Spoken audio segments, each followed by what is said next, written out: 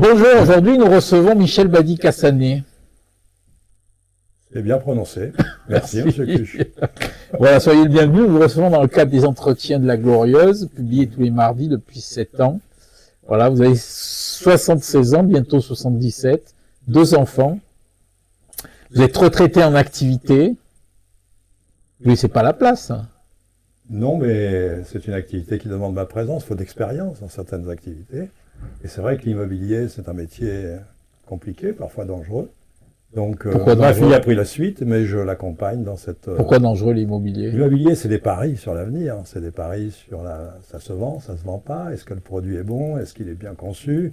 Ce sont des vrais projets, l'immobilier. Et vous achetez et vous revendez quelques années après? J'achète des terrains, je conçois les projets et je revends les projets une fois finalisés, en espérant, enfin en faisant en sorte que ça plaise aux acheteurs. D'accord, vous faites de l'immobilier en France et au Portugal. Oui.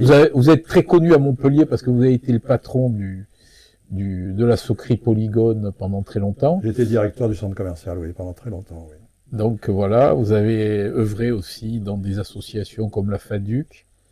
Vous avez arrêté en 2010 votre collaboration avec la famille Chambon. Bien sûr. Oui. Et voilà, donc... et vous contribuez de plus depuis quelque temps donc à l'association Vivre Montpellier Métropole, dont vous êtes le président. Bien sûr, c'est-à-dire que moi j'ai participé un peu au développement de cette métropole, ce qui était d'abord l'agglomération et qui est devenue la métropole depuis 73. Je suis arrivé à Montpellier en 73 pour construire le centre commercial du Polygone d'ailleurs. Et après j'ai suivi tout ce développement, cette magnifique aventure. En partie sous Delmas et en grande partie avec Georges Frêche. Et ça a été une aventure passionnante. Donc une vie à Montpellier. Une vie à Montpellier, une ville qui m'a permis de réussir parce que j'ai eu ici des résultats très intéressants. Bon, mon patron, j'ai terminé comme cadre associé, donc j'ai fait une belle carrière, on peut dire, à Montpellier. Et cette ville m'a permis de réussir. D'accord. Donc avant de passer aux questions, je vais présenter la une du 1080 de la Glorieuse. On est déjà au 1080. Numéro. Donc on revient sur l'histoire du père René Luc, lourdé de son école d'évangélisation, après un procès stalinien. Donc on titre le curé kitesurfer cloué au pilori. Vous avez entendu parler de cette histoire? Pas du tout. Bon ben vous la lirez dans la Glorieuse. Alors un numéro spécial avec beaucoup de doigté, avec 2 articles. Le premier c'est ces politiques qui font la risette aux frères de la Gratouille. Ça vous inspire ça? Pas pour l'instant. Et ensuite, le doigt d'honneur de Delafosse à la phalange montpelliéraine. Vous voyez qu'on... Ça, c'est un peu plus fort, oui. Voilà. Et ensuite, on revient sur 2 autres articles.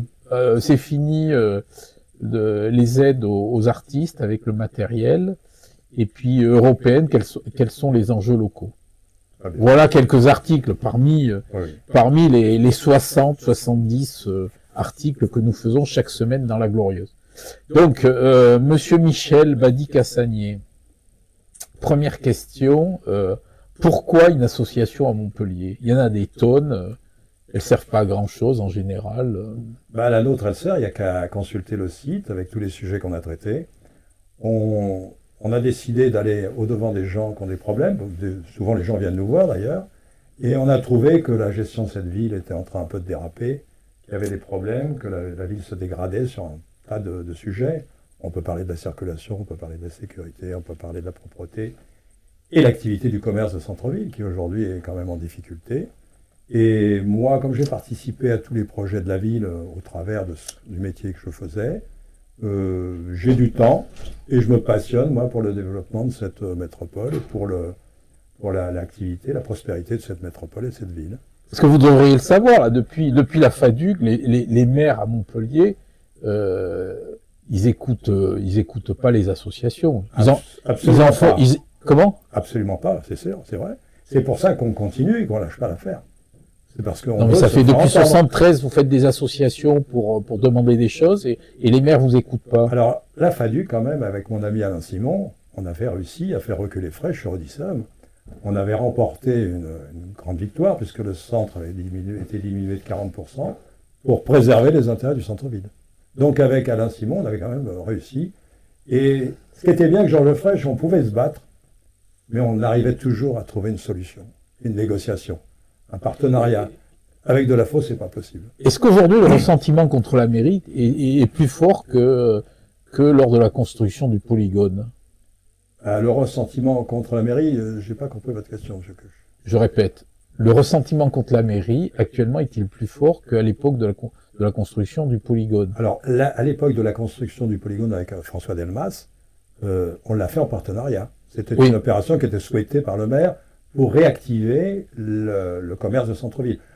Je rappelle que le centre commercial du polygone et ses 2000 places de parking, c'est un élément moteur pour le commerce de centre-ville. Les gens viennent au polygone, après ils vont en centre-ville, et ainsi de suite. Il y a un circuit marchand qu'on anime très fortement, enfin que le polygone anime très fortement. Donc le ressentiment contre la mairie, il est lié à quoi aujourd'hui? Aujourd'hui, comment on peut décrire la courbe de Montpellier? Il y a eu une période des pionniers et des gens qui pariaient sur l'avenir, avec Georges Frêche, où il y a un tas de projets. Moi, je suis venu travailler à Montpellier parce qu'il y avait des grues dans tout le ciel de Montpellier, parce qu'il y avait des créations d'emplois, il y avait une véritable aventure sur le plan du développement de cette ville et de l'agglomération à l'époque. Après, c'est vrai que après l'ère Frêche, il y a eu l'ère Mandroux et Sorel, et surtout Mandroux, il y a eu une espèce de plat, et aujourd'hui, ce qu'on sent, c'est que Montpellier décroche un peu, et c'est qu'il y a une espèce de décroissance qui se prépare, si vous voulez. Pour nous, Delafosse, il semble être plutôt un décroissant qu'un pionnier.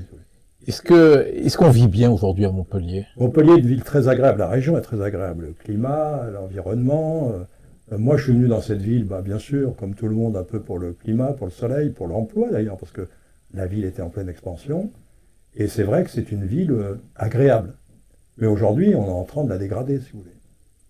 Est-ce que ça vient d'où cette dégradation? La dégradation, elle vient d'un dogme, si vous voulez, le dogme de notre maire, du président de la métropole.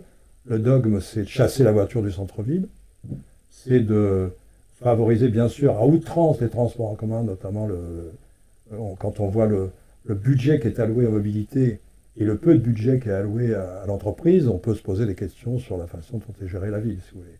Donc, on a des problèmes dans la saleté de la ville, dans la propreté, dans la sécurité.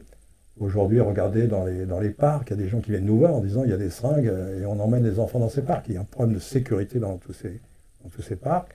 Et donc, on a une remontée de gens qui se plaignent, notamment, il y a le commerce de centre-ville aussi. On a vu une baisse de fréquentation d'environ 30% parce que les accès sont fermés. La politique de parking, on n'a jamais réussi à trouver une tarification qui soit intéressante. Et aujourd'hui, c'est vrai qu'on a amélioré un peu la place de la Comédie avec quelques arbres.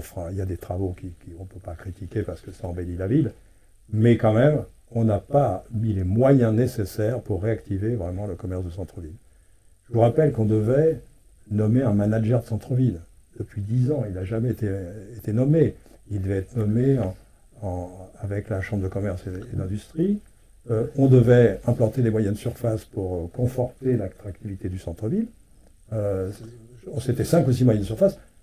C'était la Chambre de commerce qui en était responsable. On n'a jamais rien vu. Aujourd'hui, le centre-ville, il n'est pas assez attractif. Le polygone ne peut pas tout seul faire la prospérité de la ville commercialement. Alors, on vous a vu actif là quand la mairie a fermé le tunnel de la Comédie.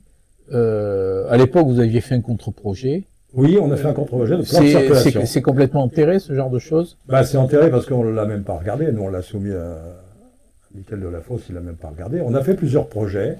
On a fait des suggestions. Elles n'ont jamais été reprises parce que je pense qu'il veut faire ses propres projets.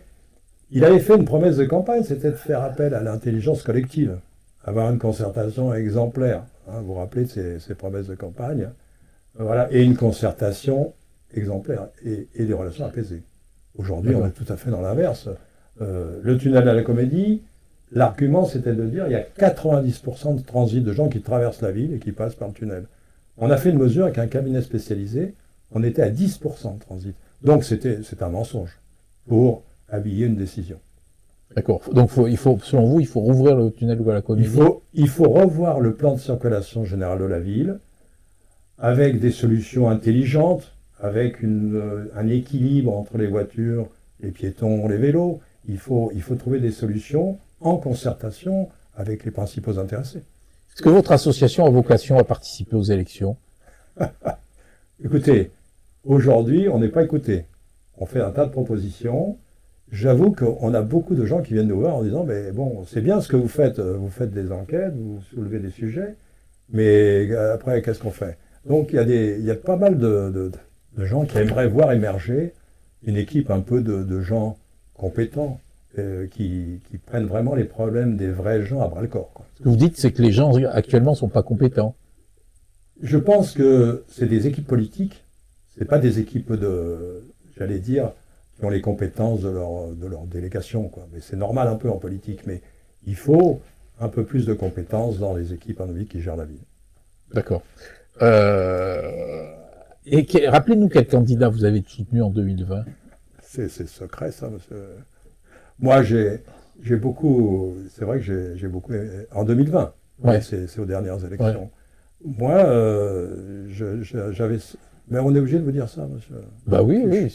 Non, vous n'êtes pas obligé, mais je vous pose la question. Vous avez le droit de voter en touche. Alors, je botte en touche. Comment? Je botte en touche. Vous aviez soutenu Philippe Sorel? Moi, j'aime beaucoup Philippe, oui. D'accord. Donc, est-ce qu'aujourd'hui, le Polygone a les mêmes préoccupations que les commerçants du centre-ville de Montpellier? Alors, moi, aujourd'hui, je suis plus un Polygone, mais bon, je suis ça de loin, mais je connaissais les problèmes de l'époque.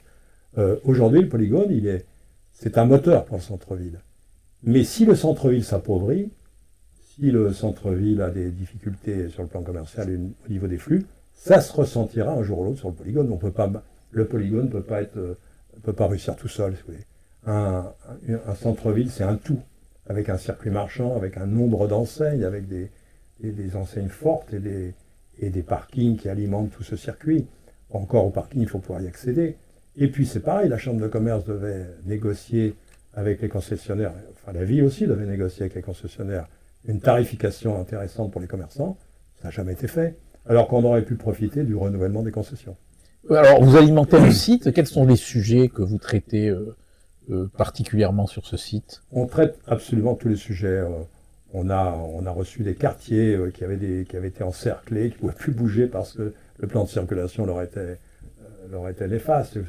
On a reçu des associations de quartiers qui se plaignent qu'ils n'ont pas les moyens, parce que c'est vrai qu'au niveau, par exemple, on a fait des visites à la Mosson là-bas, on a rencontré des clubs, des responsables de clubs qui animent des quartiers entiers, qui ont beaucoup de gens chez eux, et qui finalement reçoivent des subventions qui sont insuffisantes, alors qu'on voit que les clubs d'élite reçoivent des sommes considérables. Il y a un problème parce que le sport, c'est quand même une école. C'est quand même quelque chose d'intéressant pour canaliser les jeunes. C'est une éthique, c'est un peu du respect, c'est la discipline. Et ça, c'est peut-être une des clés pour pouvoir canaliser les jeunes sur le terrain. Et ça, à mon avis, on a peut-être là une solution qu'on n'utilise pas. Vous dites que c'est mal fait. C'est mal fait, mais il n'y a pas les moyens suffisants. D'accord. On pourra peut-être parler des déchets tout à l'heure, mais c'est pareil. Il n'y a pas les moyens qui sont mis. Sur quoi? Sur les déchets, par exemple. Ah oui, alors justement, ma question. Ouais. Vous êtes en avance sur moi. Pourquoi au bout de 4 ans, le maire qui nous a vendu une ville avec 0 déchet, ça ne marche pas? Ah ben, je vais vous dire. C'était la question qui suivait. Oui, j'ai rencontré François Vasquez parce que j'ai voulu comprendre. Là, c'est pareil. Vasquez nous a consultés, nous a contactés parce qu'il sait qu'on traite tous les sujets. Il m'a expliqué tout ça. En fait, 0 déchet, c'est vrai que ça a été un des thèmes de campagne porteur au niveau de l'écologie. Et Michael Delafosse s'en est servi largement. Le problème aujourd'hui, on se dit, mais pourquoi après tant d'années, on se dit ça marche pas? Comment a été suivi ce dossier? François Vasquez, lui, il dit, j'ai pas eu les moyens. Mais quand même, nous, dans l'entreprise, quand on lance un projet, tous les mois, on fait le point. Ça marche, non, mais ça monte en pression, ça monte pas. Et là, d'un seul coup, on dit, ça marche pas, on arrête tout. Monsieur, ça n'a pas été suivi. Monsieur Badi, vous êtes un homme d'entreprise. Comment vous imaginez qu'un homme, au bout de 4 ans, il puisse se rendre compte qu'il n'a pas les moyens? Peut-être il dit qu'il l'a dénoncé. Il dit qu'il a contacté. C'est pas un peu léger, c'est pas un peu léger son attitude? C'est pas au bout de 4 ans, je crois que le 0 déchet, il a été engagé. Non, mais il a été engagé tout de suite, c'était dans ses promesses de campagne. Donc il fallait faire un plan, un financement, aller voir les banquiers, se faire prêter de l'argent si on en avait lui, passé. Il dit qu'il a agi, qu'il est intervenu, qu'il a écrit. Enfin, lui, il défend bien sûr sa position. Il aurait pu partir au bout de 6 mois. Mais le maire aurait pu se rendre compte, lui, que peut-être que François Vasquez n'avançait pas assez vite. Il n'y a pas eu de point d'étape. c'est un sujet qu'on a découvert dernièrement. Alors, est-ce que l'incinérateur, il était peut-être déjà dans le tube. C'est peut-être un projet qui vient de loin, si vous voulez, et qu'on a laissé François Vasquez tourner en rond sans trop le pousser dans la bonne direction. C'est possible. Regardez aujourd'hui, on a voté l'incinérateur, on a une campagne énorme sur le tri et sur le zéro déchet, chose qu'on n'avait jamais fait avant. Il y a des affiches partout, on reçoit des lettres. C'est incroyable. Vous ne pensez pas que c'est pas un peu léger des deux parties, c'est-à-dire de la part du maire et de la part de Monsieur Vasquez, cette attitude? C'est sûr que moi, à la place de Vasquez, j'aurais alerté les médias, peut-être. Je pense que là, vous auriez joué votre rôle, Monsieur Cuche. Mais, Nous, de toute façon, le patron, c'est quand même le maire. C'est quand même lui le patron. Moi, quand j'ai des projets avec les gens qui travaillent pour moi, on fait un point tous les mois. On dit, t'en es où? Qu'est-ce qui se passe? Ça avance pas. On n'est pas monté en pression. On n'est qu'à 30% de collecte. Les biodéchets, on en est où? Le carton, le verre. Je sais pas, il doit y avoir des statistiques, un suivi pour que ça réussisse. Et aujourd'hui. Donc, au bout de 4 ans, qu'est-ce qu'on peut dire de ce projet-là? On peut dire que c'est un projet qui a été un projet qui a servi sur le plan électoral à faire de la fosse, mais qu'en fait, il n'a pas suivi le dossier. D'accord. Au minimum, il a laissé Vasquez tout seul dans la nature. Ouais. Et aujourd'hui, on se retrouve avec. Est-ce que c'est sérieux de prendre le pouvoir sur une fausse promesse? Bah, c'est une trahison quelque part, parce que je pense qu'il a eu un vote écologiste relativement fort, à mon avis. C'est quand même une trahison. Ce garçon, moi, j'ai vu Vasquez. C'est un homme sincère, c'est un homme engagé, c'est un homme qui a beaucoup travaillé. Alors peut-être qu'il n'avait pas cette fibre politique où il aurait pu alerter, prendre les médias à témoin. Peut-être qu'il n'a pas voulu, qu'il a tenté sa chance d'avoir les moyens. Je pense que c'est quelqu'un de sincère et qui a beaucoup travaillé.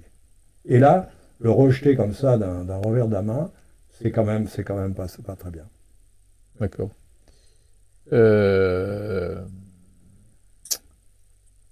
Les commerçants. Oui. Ça fait 30 ans qu'ils ronchonnent. Aujourd'hui, on a mis tout l'argent sur la gratuité des mobilités. Bon, il n'y a pas de résultat, vu qu'il y a moins de 30% de fréquentation dans les commerces. 40% du budget de la métropole sur les mobilités. C'est énorme. Il est où, Del Jari? Del Jari, j'allais dire, ça rime, Del Jari, il est un peu à l'abri, j'allais dire. C'est que aujourd'hui. Je croyais que vous alliez me dire qu'il construit son école. Non, Del Jari, alors la chambre de commerce et d'industrie, pour moi, c'est la chambre d'industrie du bâtiment. D'accord. Vous voyez ce que je veux dire? C'est pas tout à fait une chambre de commerce, quand même. Ils ont oublié le commerce. Oui, je pense que le commerce, ils l'ont laissé en route, à mon avis. Parce que, aujourd'hui, qu'est-ce qui est fait pour le centre-ville? Je vous parlais du manager de centre-ville. Il a disparu, il n'a jamais été nommé. Les grandes enseignes qui devaient structurer le circuit marchand, elles n'ont jamais été trouvées, mais ni cherchées, à mon avis. Et donc, le boulevard du Jeu de Paume, c'est quand même un échec. Je pense que l'Expresso, il est sous respiration artificielle. Donc, on voit le sujet que vous avez traité avec cette pauvre femme, Khadija, qui a été expulsée sans aucune indemnité, alors qu'on aurait pu lui donner sa chance. Je veux dire, le commerce de centre-ville, à part les embellissements de la ville, peut-être qu'ils font venir quelques clients, mais la force du commerce, c'est les enseignes, c'est le choix, c'est les circuits marchands, c'est la tarification des parkings, c'est tout un programme, si vous voulez, pour réactiver un centre-ville. Et pourquoi le président de d'El Jari est aux abonnés absents sur tous ces points-là? On dirait qu'il empêtrait dans des conflits d'intérêts immobiliers et dans des conflits d'intérêts sportifs où, comme il dépend de la mairie, il fait le canard. Je pense que André Del Jari, aujourd'hui, il est quand même pas tout seul. La chambre de commerce, c'est un bureau. Oui, d'accord, mais enfin, c'est lui qui porte la voix. On se souvient des présidents de chambres de commerce qui étaient un peu offensifs. Bien sûr. Vous en souvenez? Je me rappelle de Boras qui s'est battu contre Odysseum avec la FADUC et qui a été engagé vraiment de manière très très forte, c'est vrai. Il était très engagé pour le commerce local. Et Del Jari fait ses petites affaires maintenant. Je sais pas, c'est vous qui le dites. Mais vous n'êtes pas d'accord? Je pense qu'il est très impliqué dans les projets immobiliers. Bon, on a vu Oui, mais est-ce qu'on peut être engagé dans des projets immobiliers, dépendre des subsides, des subventions de la ville avec son club de hand et défendre les commerçants qui sont contre le maire? Moi, j'allais dire, là, c'est aux commerçants, c'est aux bureaux, c'est aux gens qui l'ont élu de juger la prochaine élection. Vous votez en touche? Oui, je vote en touche, mais surtout, Je joue pas au rugby pourtant. Quoi? C'est C'est le hand, c'est pas le rugby, c'est le hand. Ouais. Mais en tout cas, non. Je pense que les commerçants, s'ils sont conscients que la Chambre de commerce ne fait pas son travail, c'est à eux d'intervenir pour changer les choses. C'est comme la direction de la ville et de la métropole. Si les prochaines élections, si les gens ne sont pas satisfaits de ce qui a été fait, ils ont quand même le pouvoir de voter, ce qui est important. Est-ce que vous considérez que le président de la CCI peut faire un bon candidat maire? Candidat pour la mairie, plutôt. Mais je pense qu'il n'est pas candidat, parce qu'il a trop d'occupations ailleurs. À mon avis, non, c'est pas son projet, je pense pas. D'accord. Donc revenons à Khadija, là. Oui. Elle a été virée après. J'ai regardé son dossier en détail. Oui. Elle avait proposé de payer par petites sommes son loyer, on lui a refusé. Et finalement, ils l'ont expulsée alors qu'elle avait mis, je crois, 50 000 euros de travaux dedans. C'est quand même dramatique parce qu'elle a mis toutes ses économies. Et comme elle était seule, c'était une femme, à mon avis, elle n'a pas saisi les médias, elle n'a pas pu se battre. C'est quand même un mur quand vous vous retrouvez face à la Serme. C'est une forteresse. Et là, vraiment, elle s'est fait écraser littéralement, alors qu'on prône finalement l'aide aux commerçants, favoriser les installations.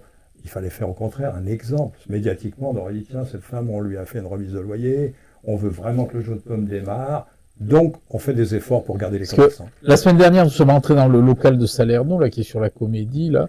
Aujourd'hui, il sert à entreposer des cartons. Donc, rappelons qu'il coûte à la collectivité 20 000 euros par mois, plus 500 000 euros que la Serme a acheté à le fonds de commerce. Voilà, est-ce qu'on marche pas sur la tête? Voilà un exemple. Ce lieu, normalement, on aurait dû faire une grande enseigne. Je veux dire, récupérer ce local, ce n'est pas une mauvaise idée sur la place de la Comédie. Mais il fallait peut-être récupérer les cinémas qui sont derrière, en faire une grande coque, mettre une grande enseigne, comme H&M par exemple. Mais c'est un vrai projet. Vous voyez, c'est là qu'interviennent les compétences. Il fallait absolument réunir les locaux qui étaient derrière et faire une grande surface pour animer le centre-ville. Voilà une des 6 moyennes surfaces. Est-ce que vous avez rencontré l'adjoint au commerce, là, Alban Zanchiello? Oui. Il vous a dit quoi? Rappelez-moi. Appelez-moi. Mais, vous l'avez rappelé? Ben, je l'ai rappelé, mais bon, on pose un tas de questions, mais c'est pas lui qui est décideur, de toute façon.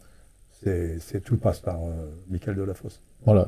Les gens ne sont pas décisionnaires. De toutes les façons, la théorie, la suivante, c'est que vous élisez une équipe, oui, mais tout une mairie, et tout remonte au maire. Et tout remonte au maire. Ça, c'est un des problèmes parce que ça complexifie les décisions, ça les ralentit. C'est pas efficace.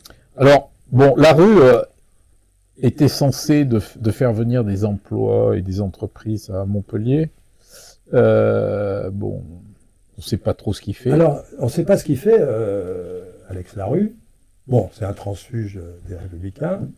Le problème, c'est qu'ils n'ont pas d'idée, parce que moi, j'ai peut-être une idée pour Montpellier.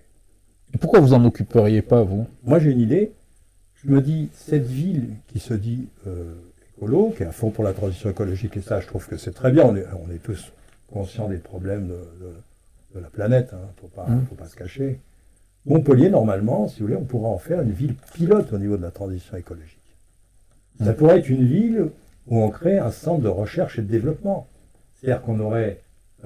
Joe Biden, il l'a fait aux États-Unis, il a mis $1 milliard sur la table pour faire venir les meilleurs chercheurs du monde, les meilleures entreprises, pour trouver des idées et des nouvelles solutions à la transition écologique. Mais que fait la rue? Alors que fait la rue, hein? La rue, il est peut-être à la rue, c'est possible. Mais le problème, c'est que ce pôle, il ramènerait des emplois qualifiés, ça ferait venir également des entreprises dans la foulée, donc on pourrait très bien faire tout le recherche et développement à Montpellier, faire à la place de Haute, tiens, voilà, un grand parc d'entreprises où on pourrait... Et là, Montpellier pourrait devenir une ville leader au niveau national, même plus, dans cette recherche et sa mise au point des solutions. Et Béziers pourrait avoir les entreprises, parce que Béziers, c'est vrai que c'est une ville où il y a des savoir-faire au niveau technique.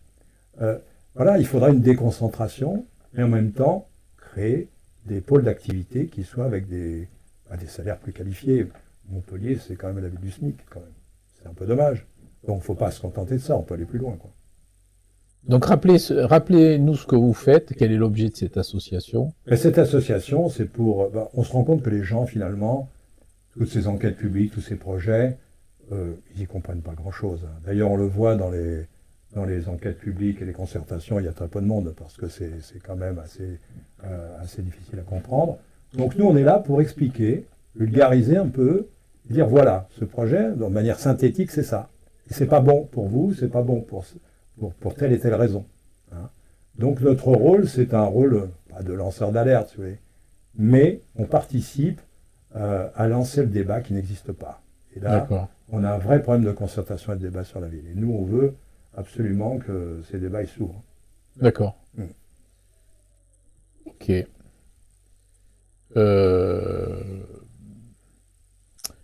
Alors, les concertations pour la mairie, vous y participez un peu? Oui, on y participe. On va voir toujours le dossier d'enquête publique parce que si on veut traiter ces sujets, il faut être informé des projets. Bon, actuellement, c'est la ZAC Beaufil qui va être lancée. Une restructuration du centre-ville côté triangle. Bon, là-dessus, on regarde. On est en train de s'informer des projets qui sont lancés. Bon, ça n'a pas l'air extraordinaire, donc on est en train de regarder de manière sérieuse. Mais il faut du temps. Il faut du temps pour regarder. Il y a une ZAC sur Beaufil? Oui. Elle est où cette La ZAC Beaufil. C'est la ZAC qui englobe tout le quartier. Le quartier où il y a l'INSEE et toute la trésorerie générale. Ça va être. Ça va être reconstruit? Ça va être. Regardez le dossier d'enquête publique, vous y aurez accès. Il y a tout un projet de restructuration de ces ensembles immobiliers. D'accord. Bon. Ok. Ok, donc écoutez, on souhaite bonne chance à votre association. Merci. Il y a quelque chose que vous vouliez rajouter peut-être? Non, je pense. Vous vouliez parler de la Paillade? Non, la Paillade, on en a parlé. C'est un quartier où il y a beaucoup de choses à faire, mais je crois qu'il y a le projet de Landru qui est un bon projet. Et qu'il faut accompagner avec les... Est-ce qu'il faut déplacer le stade?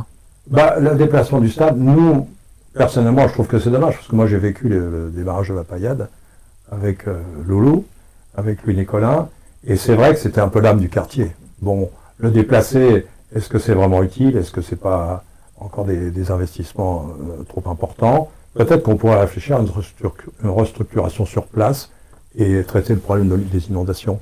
Et peut-être interroger aussi les gens de la Paillade pour voir ce qu'ils en pensent. C'est quand même un stade qui a fait un peu la renommée de ce quartier, qu'on a bien besoin, parce qu'il y a pas mal de difficultés à régler là-bas. Il faut faire des référendums d'initiative populaire sur les quartiers. Pourquoi pas, mais au moins faire parler les gens, au moins remonter de l'information. Des fois, en écoutant les gens, on apprend beaucoup de choses. Et quelquefois, les gens vous apportent des solutions auxquelles vous n'auriez pas pensé. Bon, sur ces bons mots. Oui. Moi, j'ai une dernière suggestion. Moi, je trouve que les citoyens ne sont pas assez associés aux décisions. Par exemple, la métropole, le président il est élu par les maires. Moi, je trouve qu'aujourd'hui, il faudra un peu plus de démocratie locale. Il faudrait peut-être que le président de la métropole il soit élu au suffrage universel. Très bien. Sur ces bons mots, on va écouter alors. Merci en tout cas, M. Cuche, de nous avoir reçus. J'en prie.